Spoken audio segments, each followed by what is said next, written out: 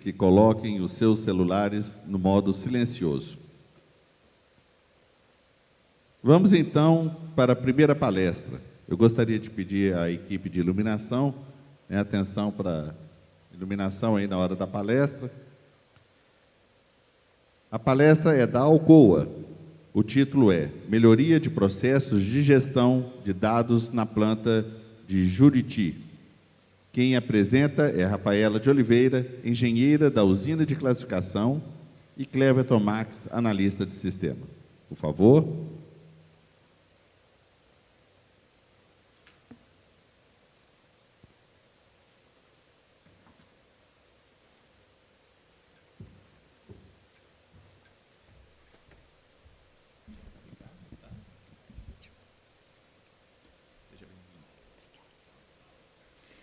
Bom dia, pessoal. Meu nome é Rafaela, eu sou engenheira de processos da planta de lavagem da Alcoa, lá em Juruti. E hoje eu vou apresentar para vocês o projeto Melhoria de Processo e Gestão de Dados na planta de lavagem de Juruti. Bom, falando um pouquinho da Alcoa, a Alcoa é uma multinacional. Ela foi fundada em 1888, está presente em 10 países. E atualmente é líder mundial na produção de bauxita, alumina e alumínio. A inovação está no DNA da Alcoa, né? E os nossos valores, agir com integridade, trabalhar com excelência, cuidar das pessoas, são os alicerces para as nossas operações. Nós estamos localizados em Juruti, no oeste do Pará. Juruti é uma cidade de 57 mil habitantes, onde sua maioria reside na zona rural. E a Alcoa tem diversos grupos, né, e redes de apoio à diversidade e inclusão, inclusive a AWN, que é a rede de apoio a mulheres, que eu estou representando hoje. E a Alcoa também tem um compromisso, né, de desenvolvimento das comunidades locais. Então, hoje nós somos aproximadamente 2 mil colaboradores, onde 80% são do Pará e 40% são de Juruti. Falando um pouquinho do nosso processo produtivo, nosso processo se inicia com a etapa de supressão vegetal, posteriormente lavra a céu aberto pelo método de strip mine. Logo após a lavra, já começa o processo de revegetação. O minério lavrado ele é transportado para britagem, posteriormente planta de lavagem para remoção de contaminantes, transportado pela ferrovia até o porto, então embarcado nos navios. Falando especificamente agora do processo da usina de classificação, nós possuímos 2 linhas de produção idênticas em relação aos equipamentos. Nossa capacidade produtiva é de 6 milhões de toneladas por ano e o objetivo da usina é basicamente remover a fração mais fina do minério, passante em 400 mesh, que é considerada contaminante pelos elevados teores de sílica.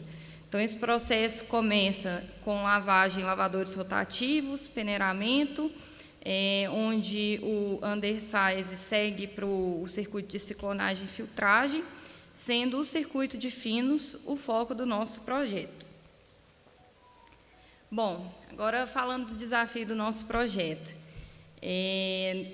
Nós tínhamos, assim, o nosso grande desafio era a falta de conexão dos nossos dados de campo, dos nossos instrumentos, com as nossas pessoas. A informação ela ficava muito concentrada num grupo pequeno de pessoas, praticamente os técnicos da sala de controle, e acabava que os operadores que de fato operam no campo não tinham acesso a essa informação.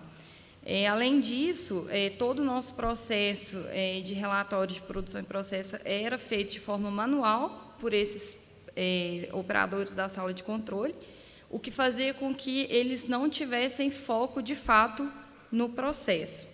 Então, o nosso objetivo era implementar um sistema, que no caso foi a UseSoft, que nos permitissem a maior conexão dos dados e a disponibilização desses dados para mais pessoas, de forma que elas pudessem usar esses dados para ajudar na tomada de decisões em campo de forma mais rápida e assertiva. Nós definimos 3 etapas principais de implementação desse projeto. A primeira etapa foi a etapa de implementação em si do historiador, que é da Usisoft, a criação de telas interativas, né, com cartas de controle para todas as nossas variáveis, integração das variáveis de saída com as variáveis controladas. No caso, as nossas variáveis de saída são os nossos resultados de qualidade que os operadores recebem ao longo do dia, e a automatização dos relatórios manuais que a sala de controle fazia anteriormente. A segunda etapa, que foi nosso grande desafio, né, foi o treinamento da equipe operacional. Isso envolveu uma mudança de cultura, uma mudança na rotina deles. Então, acho que foi o grande desafio desse projeto, onde eles, de fato, né, munidos da informação, a gente treinou para que eles conseguissem usar essa informação no seu dia a dia. E a terceira etapa que foi necessária foi a otimização da nossa instrumentação, já que no início do projeto a gente tinha cerca de 54% apenas de instrumentos disponíveis e confiáveis. Com a implementação do projeto, nós esperávamos a redução do tempo, né, de inputs manuais, e com isso o operador teria mais foco no processo, podendo fazer ajustes mais assertivos, aumentando a estabilidade e reduzindo o percentual de contaminantes. Aqui nós trouxemos como na prática tem funcionado, né? Aqui do lado direito nós temos alguns relatórios que nós criamos no PI Vision. Eu vou falar especificamente do circuito de ciclonagem. Nós temos alguns dados de entrada, né? Então, o operador ele recebe primeiro o plano de lavra, que nos traz a informação de teores de alumínio sílica e recuperação mássica. Além disso, eles têm câmeras instaladas no circuito de alimentação, onde eles conseguem perceber a variabilidade da característica física do minério. Pode dar play no vídeo, por favor. Então, eles conseguem ver, né, se o minério está mais argiloso. Apertar no... Isso.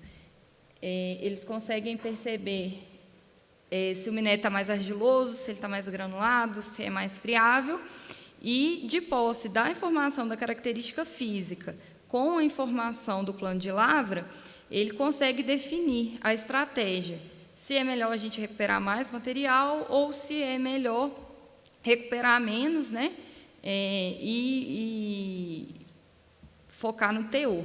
Pode voltar, por favor. Aí, com isso, nós criamos as telas interativas no PI. Nessa tela, nós temos os modos de operação.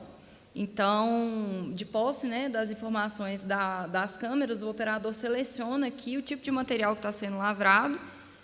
Cada modo desse possui uma carta de controle associada para as principais variáveis da ciclonagem, que, no nosso caso, são pressão, densidade e nível dos tanques.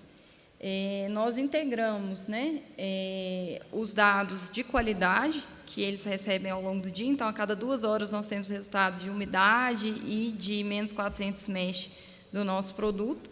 É importante falar que essa informação anteriormente era passada via rádio, então dependia muito da comunicação, né, de um operador com outro, e hoje a gente conseguiu integrar. De posse dessas informações, o operador ele consegue associar um distúrbio que ele tem no processo com o resultado de qualidade que ele teve naquele horário. E aí ele consegue atuar no processo de forma muito mais rápida e assertiva. O que a gente consegue perceber, né, só um exemplo, que a gente teve um distúrbio aqui e um aumento aqui na umidade. O operador posteriormente atuou, né, aumentando as pressões, e aí nós conseguimos reduzir os nossos indicadores. Pode voltar, por favor. Então, basicamente, né, nós reduzimos os inputs manuais, o operador hoje ele foca mais no processo, aumentamos nossa estabilidade e, com isso, a nossa qualidade. Aqui, já falando dos nossos resultados, né, como eu disse, nós conseguimos automatizar 90% dos nossos relatórios manuais. Então, o que antes a gente gastava 6 horas para atualizar, hoje a gente gasta no máximo 1 hora. Os dados eles estão disponíveis para muito mais pessoas. Inclusive, nós criamos e-mails, né, que são enviados automaticamente para engenharia, supervisão, a cada 4 horas com os resultados de produção e processo, então a gente consegue acompanhar mais de perto também. A equipe, né, de operadores da sala de controle mantém o foco e auxilia o operador de campo na tomada de decisão. Esse gráfico da esquerda... peraí que eu passei. Esse gráfico aqui da esquerda é um orímetro que conta quanto tempo os operadores ficam, de fato, operando dentro daqueles limites de especificação que nós definimos. A gente consegue perceber que esse número foi crescente ao longo do primeiro ano de implementação do projeto, a partir da medida que o operador ele criava mais intimidade com o sistema. Com ele operando mais tempo dentro desses limites de especificação, nós conseguimos uma redução de 0,33% absoluto no percentual de contaminantes do nosso produto fino. A gente conseguiu perceber, né, a redução da variabilidade desse contaminante no produto fino, então a gente vê que aqui, nos 6 primeiros meses, essa variabilidade era bem maior, né, e depois a gente conseguiu estabilizar. Conseguimos reduzir a umidade do nosso produto fino, então a média da umidade do produto fino em 2019 era de 19,5%, e hoje a gente conseguiu reduzir para abaixo de 18%, né? Hoje a gente vê aqui que o último mês deu 17,6%, que é abaixo do nosso target. Conseguimos reduzir o número de obstruções também no circuito de finos, de 154 obstruções em 2019 para 88, é uma redução de 42%. Isso foi possível, né, através desse maior controle e percepção, tanto dos operadores da sala de controle quanto dos operadores de campo. Com essa redução de contaminantes, né, a gente conseguiu aumentar em 0,22% o teor da nossa alumina e reduzir em 0,17% o teor de sílica, o que representou um ganho para a Alcoa de $408 mil em um ano de acompanhamento do projeto. Pode dar play no vídeo, por favor. Aqui eu trouxe o depoimento de um dos nossos técnicos da sala de controle, de como ele usa a ferramenta. A gente eliminou aqui o tempo que a gente tinha em lançar os dados em manual, pelo menos no Excel, né? E com isso a gente passou a focar mais aqui no processo, dando mais atenção nas pressões, ciclonagem, e a gente achou que a gente ganhou muito com isso. Então, o sistema aí implementado ele foi de suma importância para o nosso processo.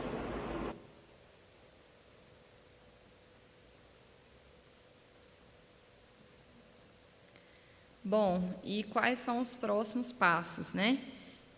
Nós estamos trabalhando para implementar no próximo ano o controle avançado de processos, já que nós evoluímos bastante, né, na questão de automatização de dados, porém, os inputs ainda dependem, né, da atuação de campo do operador. Então, nós estamos estudando a implementação do controle avançado de processos, que vai padronizar as respostas do sistema de controle, né, e, com isso, reduzir ainda mais a nossa variabilidade, já que ele usa, né, de modelos preditivos para controle das operações. A gente espera que até ano que vem a gente já tenha feito os primeiros testes e, quem sabe, na próxima edição a gente venha apresentar esse projeto. Eu queria fazer aqui um agradecimento especial, né, a toda a equipe que participou desse projeto com a gente, a Mônica, todos os nossos gestores, né, que viabilizaram o projeto, a equipe da operação da usina, Britagem, equipe de AITAS e equipe de Digital, que nos ajudaram para que a gente tivesse êxito. Eu fico aberta aí para perguntas, compartilho meu contato também, caso alguém queira mais algum detalhe. Obrigada. Bom, gente, agradecemos a palestra da Rafaela, né? Alguma pergunta, alguma dúvida que queiram fazer? O pessoal também que está no modo híbrido também pode perguntar, tá? Se tiverem alguma dúvida. Pelo visto, não tivemos dúvida, quer dizer que a palestra foi muito bem apresentada. Tem? Espera aí. Olha lá, ó. Bom dia, gente. Qual foi a maior dificuldade que você encontrou para implementar a automatização do processo? A grande dificuldade, o maior desafio foi realmente a mudança de cultura, né, que a gente teve que trabalhar com a operação. Antes, como era tudo muito manual e eles não tinham muita informação para operar, eles operavam muito no feeling, né? Então, padronizar essa operação para as turmas e fazer com que realmente eles vissem a importância do programa e como o programa podia auxiliá-los na operação, foi a nossa maior dificuldade, e a gente foi construindo isso ao longo, né, do ano. Então, a gente passou pela primeira etapa de treinamento, depois a gente teve que fazer o acompanhamento em campo para verificar como a informação estava chegando e como eles estavam utilizando, acompanhamento de cada turma para saber se tinha alguma turma que usava de modo diferente, né? Então, com certeza, esse foi o maior desafio, ainda é, né? Então, é uma coisa que a gente tem sempre que ficar acompanhando e foi muito importante a gente ter criado esse indicador, esse orímetro, né, que acompanha o tempo que o operador fica trabalhando dentro da especificação, que é uma forma de guiar a gente também para saber se a ferramenta está caindo, por exemplo, em desuso, se a gente está conseguindo manter o projeto, né, de uma forma sustentável. Isso. Mais alguma pergunta? Primeiro, eu gostaria de pedir para a recepcionista, por favor, só passar para quem fez a pergunta primeiro, por favor, qual o seu nome, qual empresa? Carla Barbosa, da Hidro. Ok, muito obrigado. Tem mais alguma pergunta? Por favor, você fale seu nome e empresa, por favor.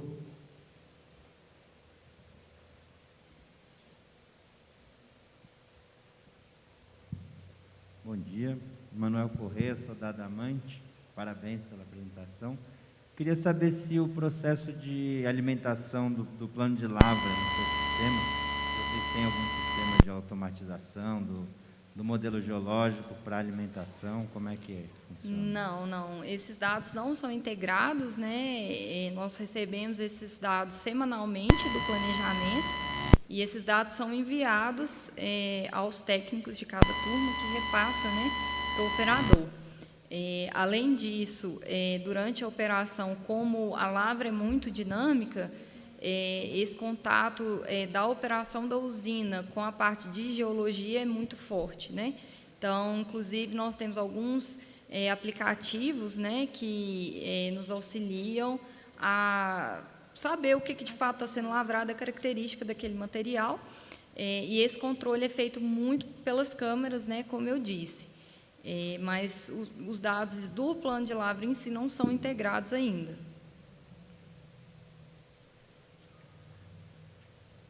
Mais alguma pergunta, gente? Não? Rafaela, muito obrigado. Obrigada. Pela Eu que palestra. agradeço. Né? E nós vamos seguir aqui o evento. Muito obrigado. Obrigada.